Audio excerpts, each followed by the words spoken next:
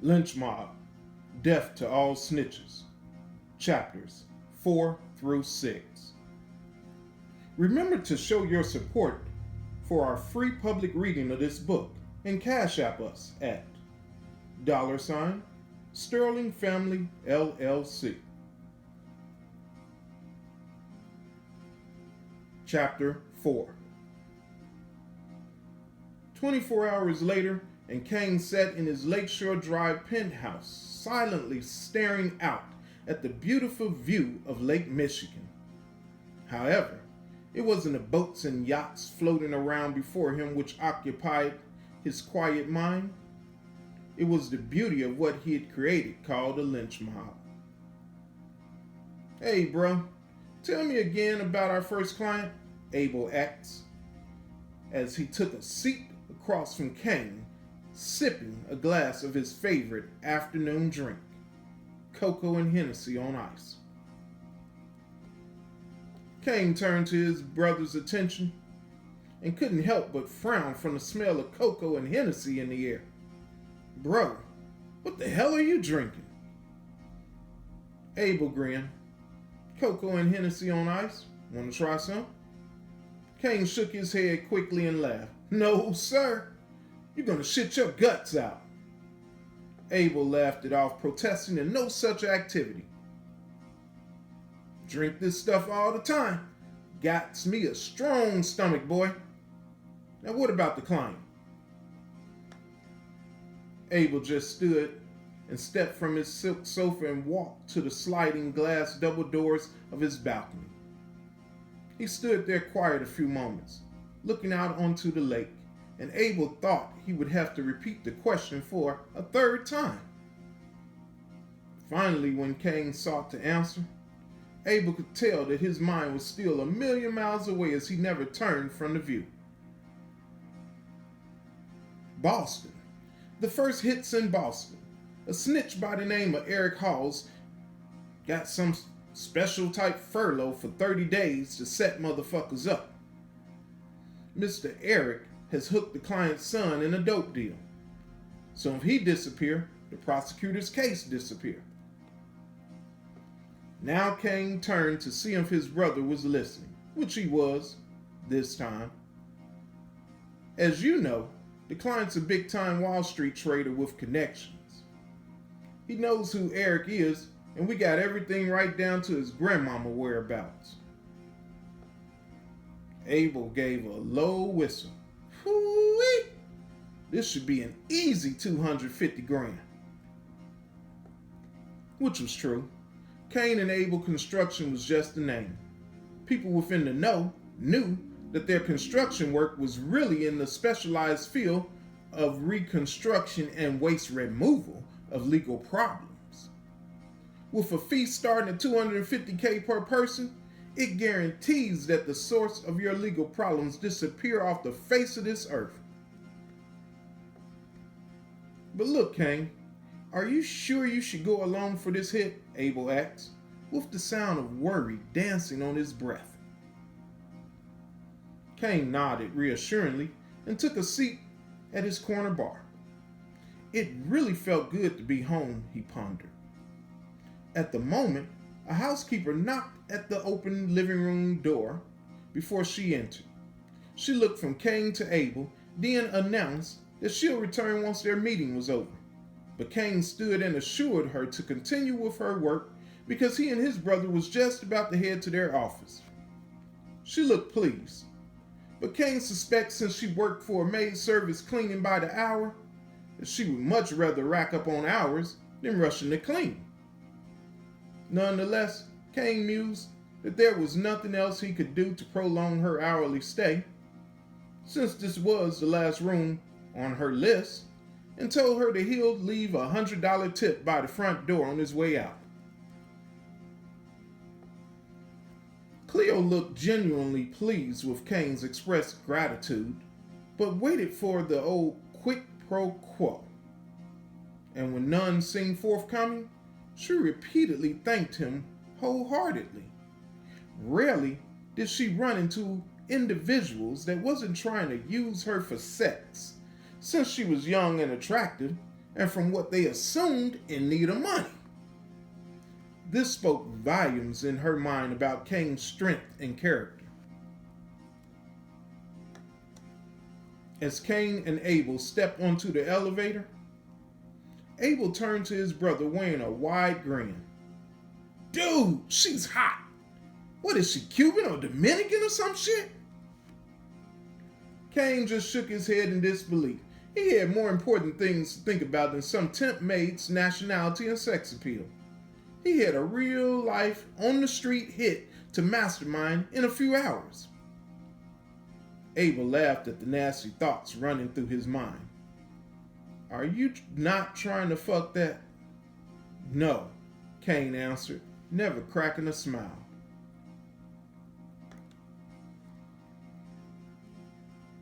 Kane and two more Lynch Mob crewmen by the name of Elliot and JJ sat silently outside the Boston townhouse in a rented cargo van, while all the while Travis and D-Mac were inside posted up close to the front door. So when Eric enters the house and clicks on the light, it would be lights out in his head, because D-Mac's heavy fist wielding a .40 Glock would surely knock just about all the sense out the man in combination to instantly putting him to sleep. Right on cue, JJ alerted Travis and D-Mac to Eric's arrival up the street. T and D were each wearing two-way transceivers in each of their ears, capable of keeping up communications with the crew from 4 blocks away. Upon getting word, T and D quickly moved spellbindingly through the dark townhouse and readied themselves next to the front door. While outside in the van, Kane, JJ, and Big E hungrily watched as Eric strode arm in arm with a very sexy-looking female of the Caucasian race up to his townhouse doorway, inserted his key, and closed the door behind them. Kane could even make out from the outer glass framed windows, discreetly tinted as they were, the two lovebirds making their way up the interior staircase. He couldn't help but shake his head from the way Eric's hands were running all over the Jessica's body, as if he had never seen a white woman a day in his life.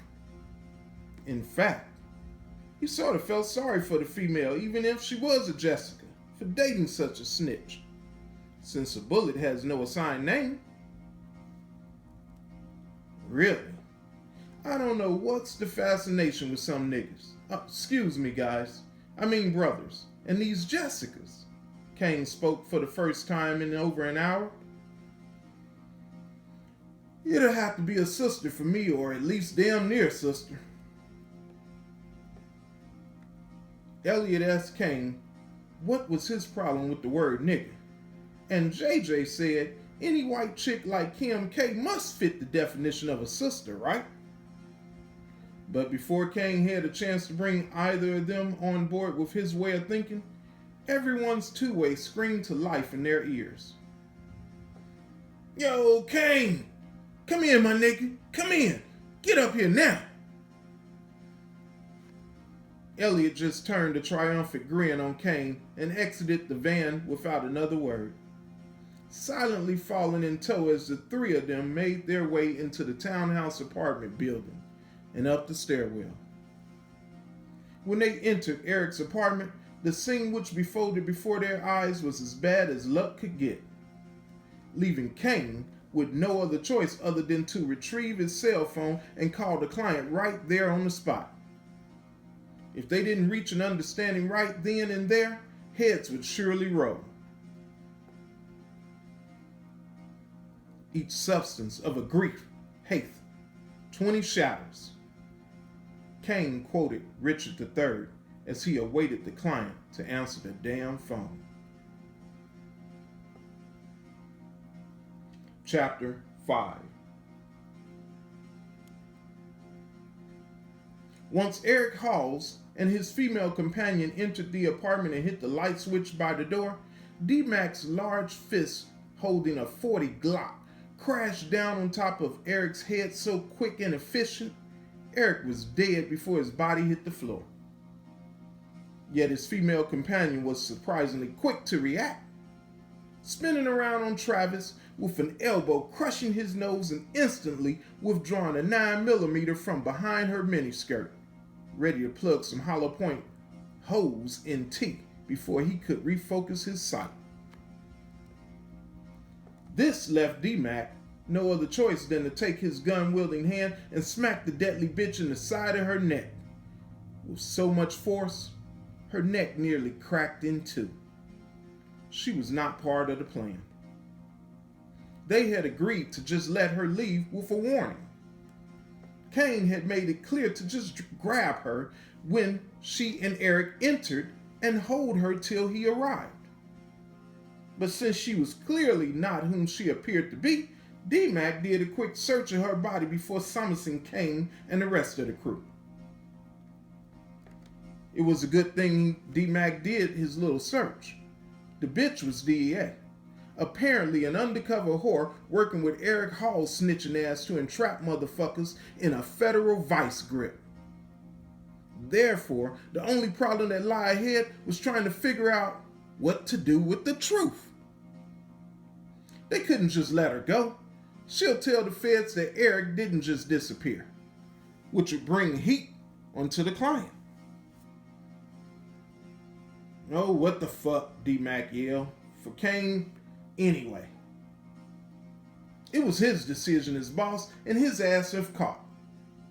It was part of the Lynch Mob's sworn oath while working hits. If ever the heat rained down after a hit, Kane, as the boss, would also play fall guy, or at least fall guy until he found someone else brave enough to take honors on behalf of the family.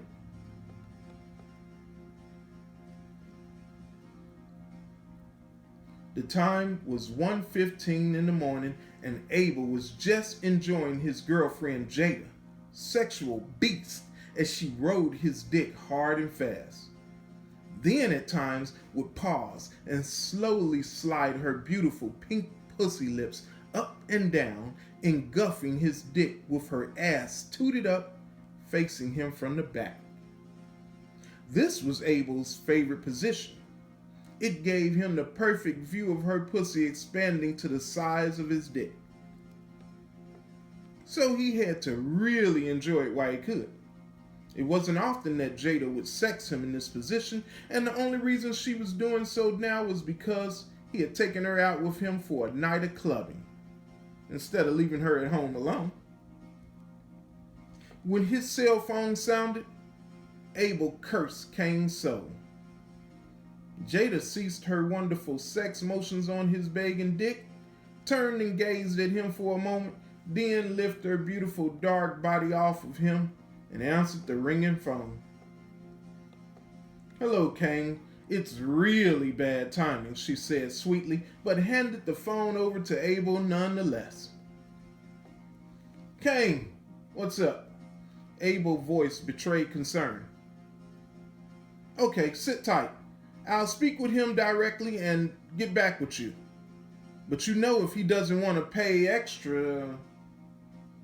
Kane interrupted his brother, assuring him that he would take care of the problem at no extra cost.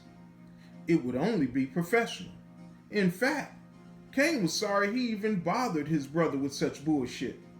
But since he had, he instructed Abel to run her name and badge and get everything on her. "Cool," Abel answered, lifting himself from the bed and heading toward his adjoining bathroom. "And try and get everything tonight." Abel yawned into the phone before turning on the shower. "Why? You planning to erase her family tree tonight?" Kane laughed into the phone at his brother's antics. "Look, Mom, I'll play it safe, okay? The sooner I check into her, the safer. Plus, she may know something that can improve the intel of our business." After ending the connection with his brother and completing his shower, Abel kissed Jada on her sleeping forehead and hauled ass in his triple black Lamborghini to Cain and Abel's construction. Location? Willis Tower, the once famed Sears Tower. And by 5 that morning, Abel had all the information on Lacey Anderson, DEA agent, as one man could get.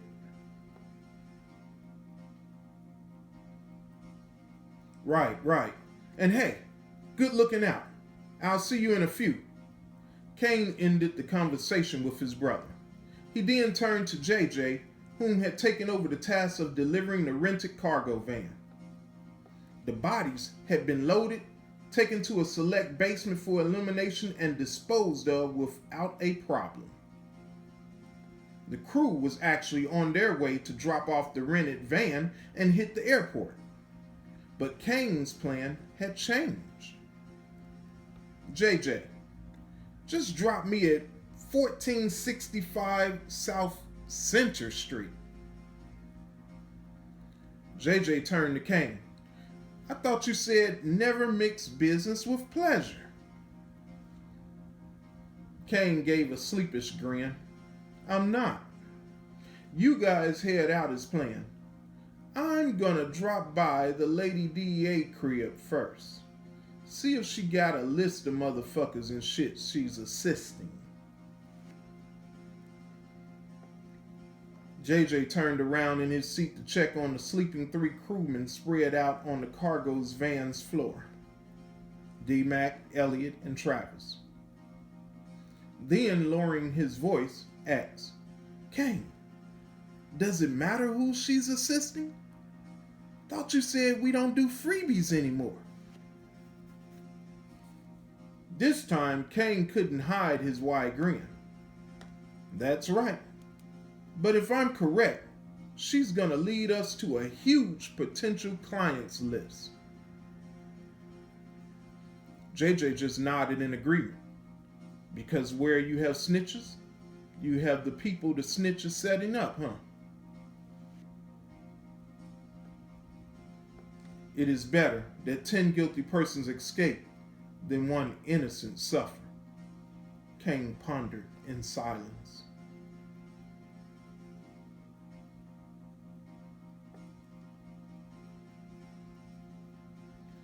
Chapter 6.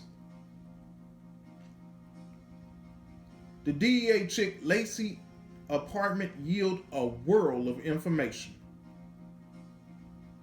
At first, Cain thought he would come up with nothing until he spotted her laptop set up in a personal home office with bookshelves lined with literature from criminal justice to forensic psychology. Wherefore he immediately lifted his cell phone to his ear and told Abel to fly in their secret contact who worked for the NRO, National Reconnaissance Office, the most secretive agency in the United States government. Miss R, as she was known, took a flight in from Fairfax, Virginia spy network in records time. Consequently, within 30 minutes of her arrival, Cain had his very own snitch list directly from the DEA main files, and boy was it revealing. With this new information Cain now possessed, he was already planning to take the Lynch Mob family far and beyond anyone's wildest dreams. He possessed a total list of prisons harboring snitches, addresses, phone numbers, next to kin information, and everyone spied on and everyone being set up by snitches. When Miss R handed over her findings, Cain almost kissed the old woman on the lips. He was so excited. Even on the flight back to Chicago, future plans stayed on his mind. And as soon as his flight landed, Cain rushed to his office and Head Star, his secretary, began making invitation calls to his new list of future clients. And the list was long too. By the end of their first month, Cain and Abel Construction Company had grossed $19.5 million, and Cain had personally traveled on over half a dozen hits from New York, Delaware, the District of Columbia, Iowa, Alabama to California, and ensured each hit went accordingly. Although the hits taking place in the joint was of the most simplistic, the Lynch Mob's fee did not alter.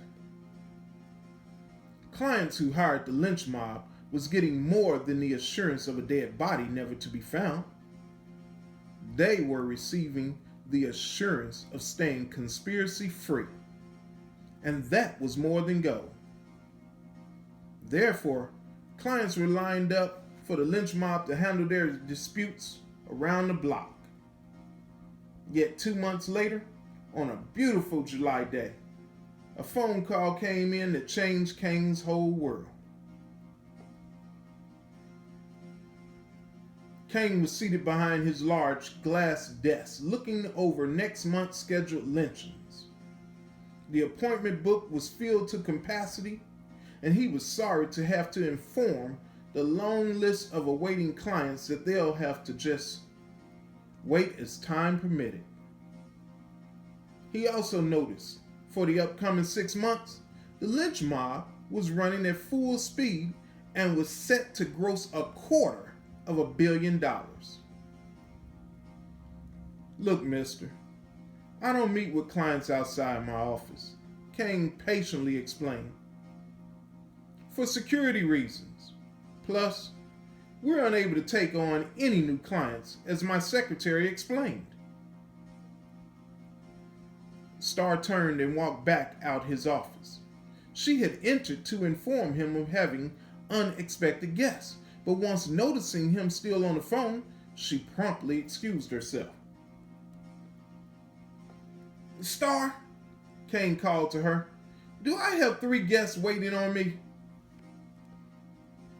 She stepped back into the doorway and nodded with a slight grin. Cain just turned back to his phone conversation and listened carefully. Okay, the man's voice on the other end said triumphantly. Your guest is none other than the only daughter and child of Peruvian drug lord Alice Ross. She should be in possession of 4 suitcases filled with money totaling $10 million in cash. Will you speak with her, please? Cain noted the voice sounded a little desperate. I don't know. Cain paused. And why would you speak so freely over the telephone? The man on the other end laughed. Because our line is secure, and we know yours are. But trust me, Mr. Cain, you will want to take this case. We know you are very busy, but we are very determined. The $10 million is yours just for taking the time to speak with them today. Cain asked, and who are my other 2 guests? His mind was working in overdrive. He had already texted Abel to get his ass to the office ASAP. The voice laughed again. Her bodyguards, of course. Cain nodded at first. Of course.